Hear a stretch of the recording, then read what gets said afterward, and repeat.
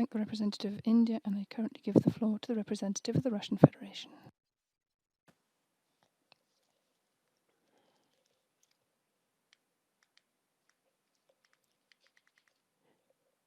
The interpreter cannot hear the...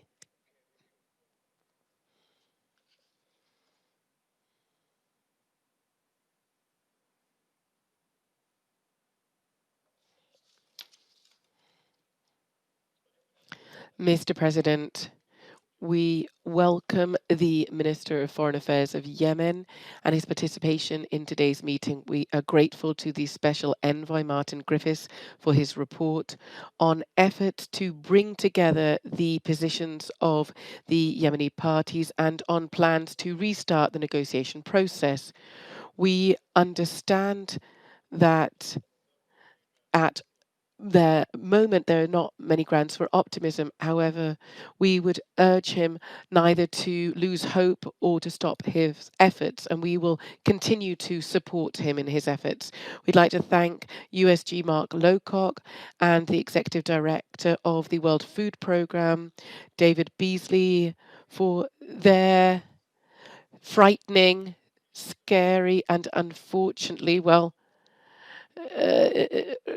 not really, unfortunately, briefings that contain nothing new about the humanitarian situation in Yemen. The situation is very dire. We all understand that. Today's Security Council meeting is taking place against the background of a dangerous escalation in Yemen. We firmly condemn the attack on the international airport in Aden. This criminal act, for which no one has yet claimed responsibility, caused a large number of victims. We would express our condolences to the family and friends of the victims. We're in favour of conducting an objective investigation of this attack. To date, the perpetrators have not been identified, and experts, including in Yemen itself, have put forward various versions of events. Nonetheless, accusations are already being levelled against one side, accusations which sound like a final verdict. The concept of highly likely is something that long ago is something we haven't liked and is not acceptable. The levelling of such accusations without any convincing evidence is further complicating the quest for a peaceful settlement and is egging the parties on to confrontation. Something else which may have a devastating impact on the peace process in Yemen is the US decision to designate the Ansar Allah movement as a terrorist organization. This risks not only seriously exacerbating the humanitarian situation in the country, but also undermining UN efforts whose aim is to launch negotiations between the warring sides.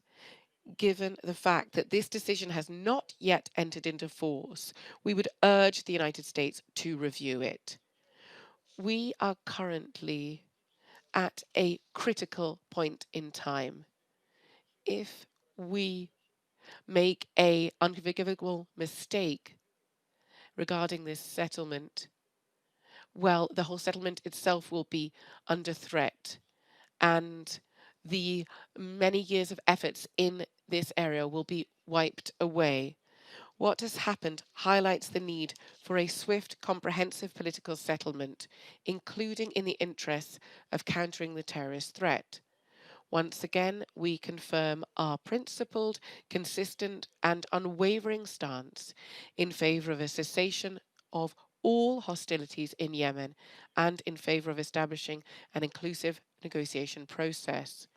We are convinced that finding a solution to Yemen's numerous problems, including the issue of its state and territorial structure, is only possible through inclusive dialogue and by taking into consideration the legitimate interests of all the leading political forces in the country.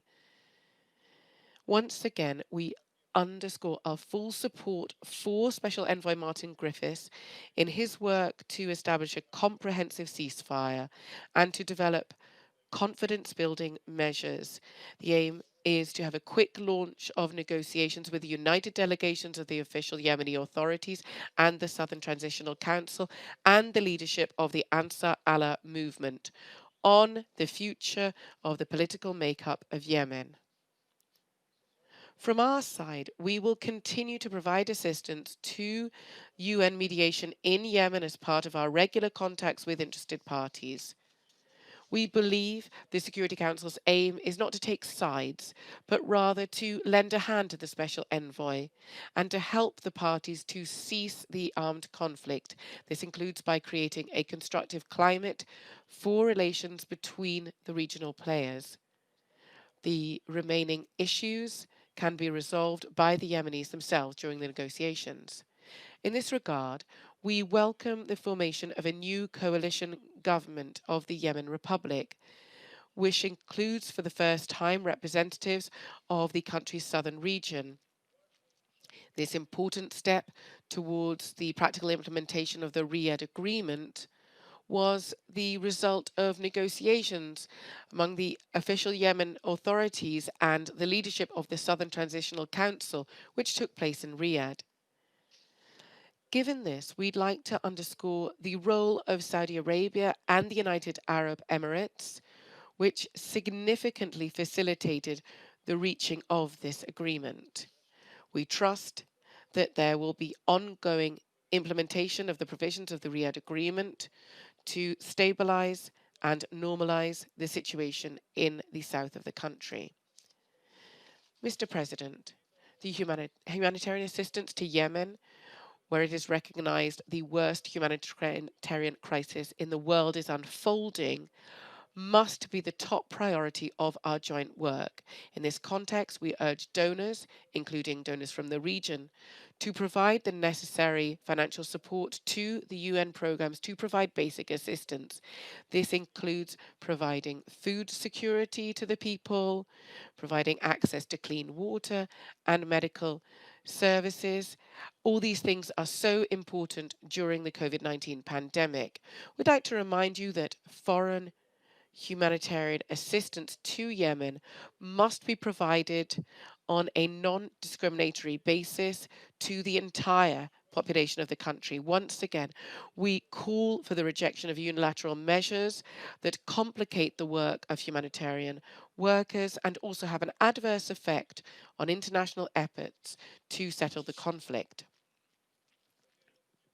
We'd like to underscore that establishing a political settlement process in Yemen would make a significant difference to de-escalating the situation in the entire sub-region. Once again, we urge our colleagues to pay attention to the need for comprehensive stabilization of the situation in the Persian Gulf, including based on Security Council Resolution 598, and on national initiatives too, including the Russian collective security concept. Thank you very much.